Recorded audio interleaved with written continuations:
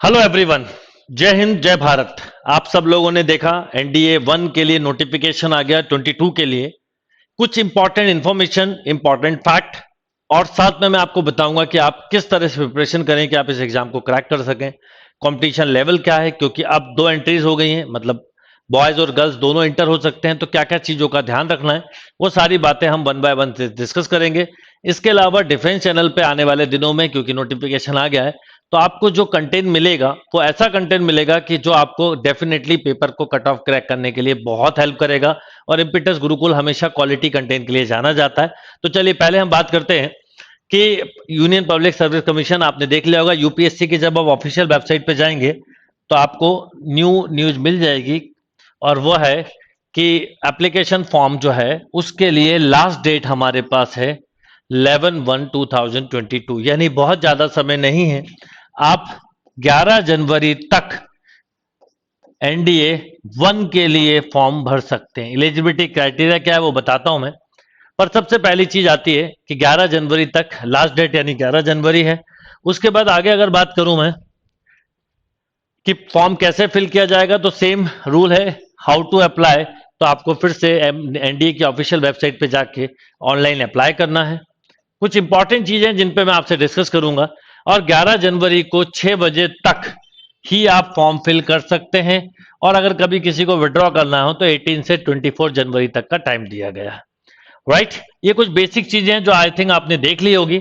Exam date 10 अप्रैल है, इस बार exam जल्दी है, यानी 10 अप्रैल को एग्जाम देना है। तो एक तरह से अगर हम देखें तो हमारे पास जनवरी, फरवरी और मार्च, ये 3 महीने का ही समय है। इन 3 महीने अगर आपने तगड़ी मेहनत कर ली तो बिल्कुल पॉसिबल है कि इस एग्जाम को आप क्रैक कर पाए। इसके अलावा क्योंकि फीमेल कैंडिडेट इंटर हुई हैं, तो एक छोटा सा मैं आइडिया देना चाहूंगा आपको कि आर्मी के लिए नंबर ऑफ टोटल सीट्स हैं 208, जिसमें कि 10 सीट जो है वो फीमेल के लिए है, इंक्लूडिंग 10 फॉर इसी में फीमेल कैंडिडेट। मतलब अभी भी गर्ल्स इंटर जरूर हुई हैं, पर अभी गर्ल्स की एंट्री या नंबर ऑफ सीट्स कम है। पर मैं बिल्कुल श्योर हूं कि आने वाले समय में बढ़ती जाएंगी। आप देखिएगा, 3 साल पहले मैंने जब एक इंटरव्यू लिया था ऐश्वर्या का, तो मैंने एक ही बात बोली थी कि बहुत जल्दी एनडीए में भी गर्ल्स इंटर हो सकेंगी, वो हो गया है। अब नंबर ऑफ सीट्स भी समय के साथ इंक्रीज हो जाएंगी, पर इस बार क्लियरिटी है कि कितना कितना कहां पे मिलेगा। नेवी में टोटल 42 सीट्स हैं, जिसमें कि 3 फॉर फीमेल्स हैं। एयरफोर्स में फ्लाइंग में 92 है, जिसमें फीमेल के लिए 2 है। ग्राउंड ड्यूटी में 18 है, जिसमें 2 फॉर फीमेल है। और ग्राउंड ड्यूटी नॉन टेक्निकल में टोटल 10 है, जिसमें 2 इंक्लूडिंग है। राइट, इस तरह से अगर हम देखें कि टोटल 400 सीट्स हैं, जिसमें कि गर्ल्स के लिए 2 + 2 4 + 2 6 + 3 9 + 10 19, यानी लगभग 19 सीट जो है वो गर्ल्स के पास हैं और बाकी की बॉयज के पास है। यानी अभी भी परसेंटेज बहुत हाई है, बट एनीवे कम से कम एक स्टार्ट तो हुआ है। आने वाले समय में ये भी बढ़ेगा। तो जो भी बच्चे मेरे ये सेशन सुन रहे हैं, चाहे बॉयज हो चाहे गर्ल्स हो, हमें अपने 100% देना। अगर एक सीट भी है और मैं अकेला हूं तो भी, और मैं 1 लाख में हूं तो भी, एक सीट भी एक के लिए बहुत होती है। अगर आप सही थॉट के साथ चलेंगे तो इसका फायदा जरूर मिलेगा आपको। ये कुछ बेसिक इंफॉर्मेशन है, ये सेंटर्स हैं जहां जहां एग्जाम्स होंगे। और सबसे इंपॉर्टेंट जो क्वेश्चन होता है वो होता है एलिजिबिलिटी क्राइटेरिया के लिए, जो कि जिस पे मैं आपसे बात करूंगा कि कौन बच्चा है जो एनडीए 1 के लिए एलिजिबल है। केवल वो बच्चा जिसकी की 2 जुलाई 2003 से लेके 1 जुलाई 2006 के बीच में एज है, केवल वही कैंडिडेट एलिजिबल होते हैं। मैंने हर बार देखा जब भी नोटिफिकेशन आता है तो मैं एक ये सेशन जरूर लेता हूं, और मुझसे सबसे ज्यादा पूछे जाने वाला क्वेश्चन उसके बाद भी यही होता है। मैं आपको एक बात बिल्कुल क्लियर कर दूं कि वो बच्चा जिसका 1 जुलाई 2003 को पैदा हुआ है वो भी एलिजिबल नहीं है, और कोई ऐसा जो 2 जुलाई 2006 को हुआ वो भी नहीं। यानी बेसिकली वो बच्चे जिनकी की डेट ऑफ बर्थ 2 जुलाई से स्टार्ट होती है और 1 जुलाई 2006 तक आती, इनके बीच में या इन डेट को इंक्लूड कर लें, वही बच्चा इंक्लूड है। यानी बॉयज और गर्ल्स के लिए ये ध्यान रखिए। देखिए, याद रखिएगा, फर्स्ट में जुलाई देखा जाता है और सेकंड में जनवरी देखा जाता है। बेसिकली ऐसा बोला जाता है कि 16.5 से 19.5 पर ये एंट्री टाइम पे होता है। बेसिकली कई बच्चे बोलते हैं सर हम अभी 19 साल के पर एलिजिबल नहीं है, बिकॉज वो अपनी डेट आज देख रहे होते हैं। एक्चुअल में ऐसा नहीं है, फॉर्म भरते समय नहीं, इंटर होते समय ये वाली एज देखी जाती है। तो एक टेंटेटिव बोल सकता हूं, जो बच्चा 15.5 यानी 15.5 साल से लेके 18.5 साल के बीच में है, वो बच्चा एक्चुअल में एलिजिबल होता है। तो आप इन सब में भी ना उलझे, मैं तो आपको एक सीधा फॉर्मूला बताता हूं कि आप केवल इतना देखिए कि आप 2 जुलाई 2003 के 3 या उसके बाद पैदा हुए हो और 1 जुलाई 2006 के पहले, तो आप इस एग्जाम के लिए एलिजिबल हैं। ओके, ये इंपॉर्टेंट चीज है। अब एक इंपॉर्टेंट फैक्ट पे मैं आपसे थोड़ा सा डिस्कशन करना चाहूंगा, ये बड़ा इंपॉर्टेंट है कि एनडीए 2 के लिए कितने कैंडिडेट अपेयर हुए थे। इससे आप अपनी प्रिपरेशन लेवल को और अपने आप को असेस कर पाएंगे, क्योंकि एनडीए एक ऐसा एग्जाम है जिसमें percentage of failure very high होता है, पर हम उसको ना देख के परसेंटेज ऑफ सक्सेसफुल देखें। तो सबसे पहले मैं बात करूं कि टोटल बॉयज जो थे वो 3,98,000 लगभग बॉयज ने एंट्री करी थी, जिसमें पास हुए केवल 7,007, यानी केवल परसेंटेज ऑफ पासिंग है 1.75। 1.75 समझिए कि 4 लाख लोग लगभग अपेयर हुए, जिसमें केवल 7,000 बच्चे रिटर्न टेस्ट में क्वालिफाई हुए फॉर इंटरव्यू, और वैकेंसीज हैं 381। टोटल वैकेंसी होती है 400, उसमें 19 गर्ल्स को दे दी तो 381। बट एनडीए का एक बड़ा सिंपल सा लॉजिक है एनडीए डिफेंस का, कि भले ही 400 सीट्स हैं, भले ही बॉयज के लिए 381 है, अगर बच्चे भले ही उन्हें कम मिले पर वो उनके अकॉर्डिंग ही देखते हैं, यानी अगर आप एसएसबी के लिए या आप डिफेंस के लिए फुल्ली क्वालिफाई तो ही होंगे। तो सबसे पहले हम ये समझें, क्योंकि एनडीए और बाकी सभी एग्जाम में या डिफेंस में बहुत अंतर होता है। जब हम बात करते हैं एनडीए की, आईआईटी की, आईआईटी में क्या होता है, आईआईटी नहीं मिला एनआईटी मिल गया, एनआईटी नहीं मिला प्राइवेट कॉलेज मिल गया। एनडीए में ऐसा नहीं होता है, यानी 4 लाख लोगों में केवल वो 7,007 बच्चे सिलेक्ट हुए लगभग, जो कि टॉप परफॉर्मेंस करे हैं। फिर तो अगर परसेंटेज में देखें तो 1.75, वैकेंसी 381, या और अब एसएसबी के लिए बात करें तो 18 बॉयज में 1 सीट है, यानी यहां पर भी आंकड़ा बहुत कम है। एसएसबी भी उतना ही, क्योंकि आप समझ सकते हैं कि 7,007 में केवल 381 या उससे कम बच्चे क्वालिफाई करेंगे।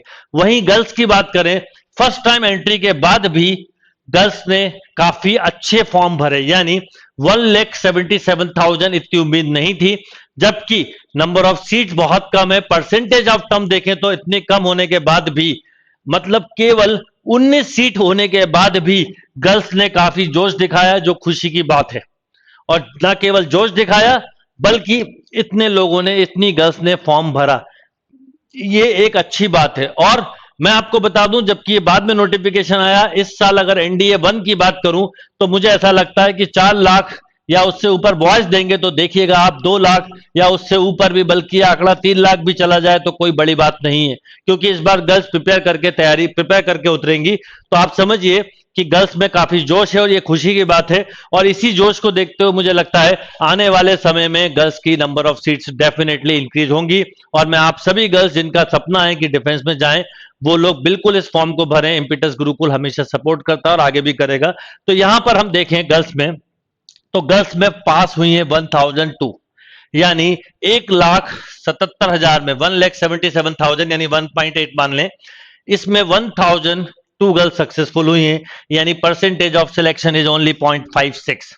और 19 सीट्स हैं, यानी 53 गर्ल्स में 1 सीट मिलने वाली है, यानी गर्ल्स के लिए कंपटीशन बहुत आई है। पर मैं आप सभी गर्ल्स को बोलूंगा कि घबराने की जरूरत नहीं है। अगर आप मेहनत करेंगे तो मैं बिल्कुल श्योर हूं कि आप यहां पर भी अच्छा परफॉर्म कर जाएंगे। अब बात आती है कि टोटल लगभग 5,75,000 लोग अपेयर हुए। फर्स्ट राउंड के लिए 8,900 बच्चों ने क्वालिफाई किया, यानी 1.39% आउट ऑफ 400 सीट। तो ये परसेंटेज या ये आंकड़ा बढ़ता जाएगा, क्योंकि आज आप देखते हैं डिजिटल प्लेटफॉर्म होने के वजह से, अवेयरनेस बढ़ने के वजह से नंबर ऑफ कैंडिडेट बढ़ते जा रहे हैं। तो पर इन सब आंकड़ों को बताने का पर्पस ये नहीं है कि आप घबरा जाएं, बल्कि इन सब आंकड़ों को बताने का पर्पस ये है कि यहाँ कंपटीशन है, पर अलग तरह का। अगर आप एक पॉजिटिव थॉट पॉजिटिव एनर्जी के साथ पढ़ाई कर रहे हैं तो मैं श्योर हूं कि आप एनडीए 1 या कोई भी एनडीए का एग्जाम या कोई भी डिफेंस का एग्जाम क्वालिफाई कर सकते हैं। बट आपकी टेक्निक्स क्या है उन पे बहुत कुछ डिपेंड करता है।